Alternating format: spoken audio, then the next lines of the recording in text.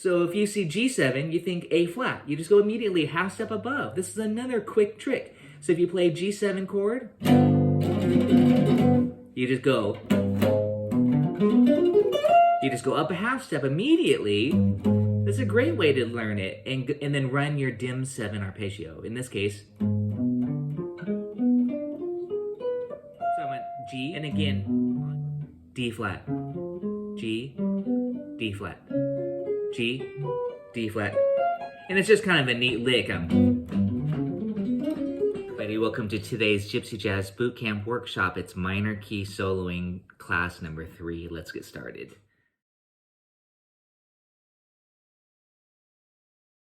But there are two different concepts. So, that's what's important. The tritone substitute, and I'll talk about it right now just to kick things off, because I know this is a question for many of you, as these concepts are just either are new or just being still reinforced. So first of all, let's just talk tritone substitution.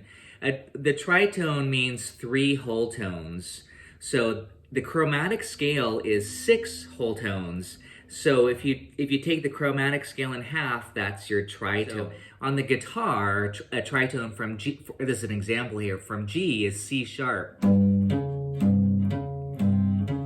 And so, you can visualize it. But of course, I think it's important just to be able to be quick at figuring out what the tritone is. This is just spelling. So if I said, what's the tritone of A? What I recommend is jumping to your 5th and say E. And then flat it, and then say E flat. A D flat 7 chord.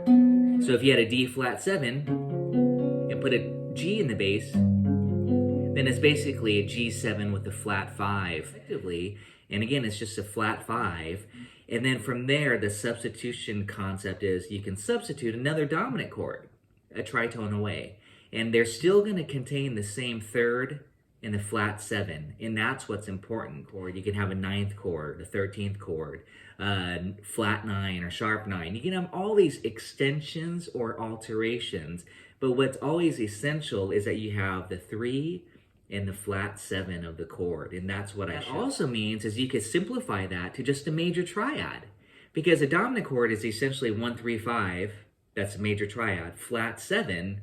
But you could just go 1, 3, 5, and that's where I kind of show this popular kind of a lick or phrase. Here's my G7 3-note shape, and then the tritone sub is here.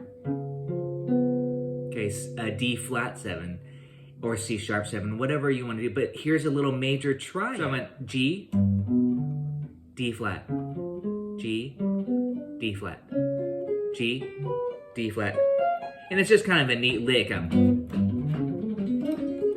But as a particular color, particular flavor, that could be thought of as a tritone substitution. Okay, that's a 2-5-1 in the key of C. D minor 7, G7, C major 7. So one really popular use of that tritone substitution is to apply it when you have a 2-5-1. So and I'm just playing chords, but of course you could do this with your leads. You could go D minor 7, D flat 7, C major 7. So it becomes chromatic, the bass line, if you go. And of course you can arpeggiate, you could do triads. Or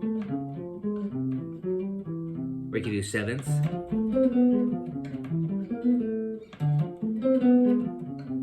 The rhythm section, maybe the rhythm section is not playing the tritone sub, but they're just doing D minor 7, G7, C major 7. You can still superimpose that tritone away arpeggio, and it works. It sounds cool, it sounds hip, because you get those color tones, primarily the flat 5. I do really recommend is that train yourself. I always say it's chord spelling, and in this case, it's kind of just like a quiz. If I said E7, you say B flat 7. If I say G7, you say D flat 7. Again, you're quickly visualizing where that tritone is on your instrument. So again, I said B flat 7, and then tritone is E7. You know what I mean? So C7, play your C, and then tritone, F sharp. And you can call it F sharp or G flat. Again, generally it's called like a flat 5, but those names, because they're the same pitch, you can call them either or. And then the 9 can vary. But when you're doing the diminished substitution, that creates that darker flat 9 flavor. So like a C7, here's C7 flat 9.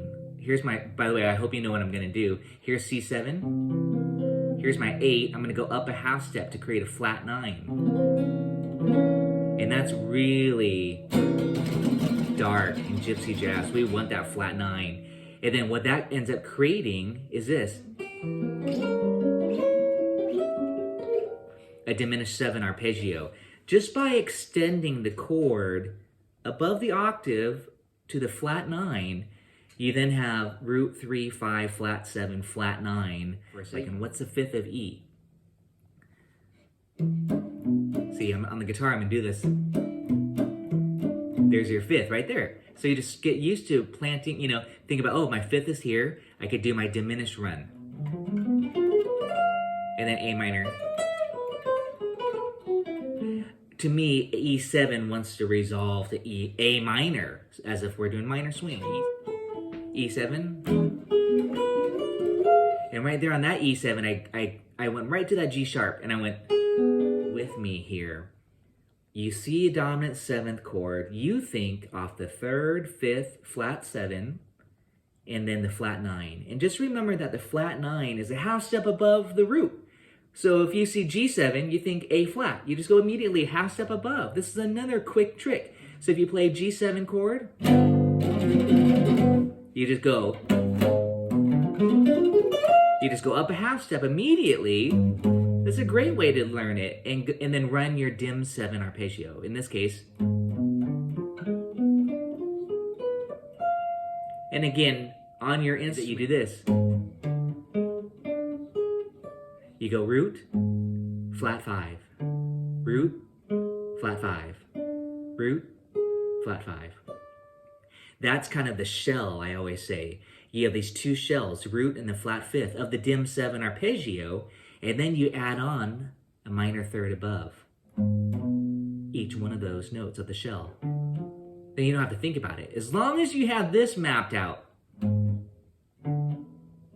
So this is what I always say is the preliminary exercise to mastering these diagonal arpeggios. It also works on an E7.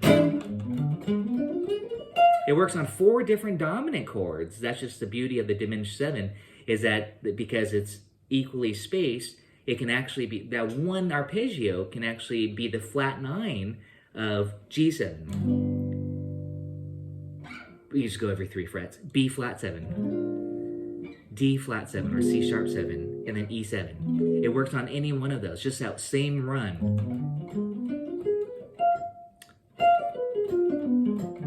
And then I practice, you'll see on my etudes that I passed out, you'll see stuff like this.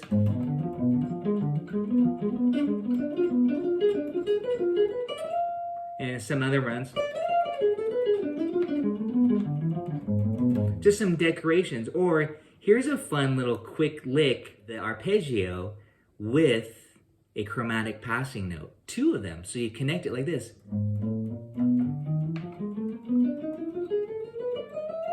And that's kind of a fun little exercise. 4 notes.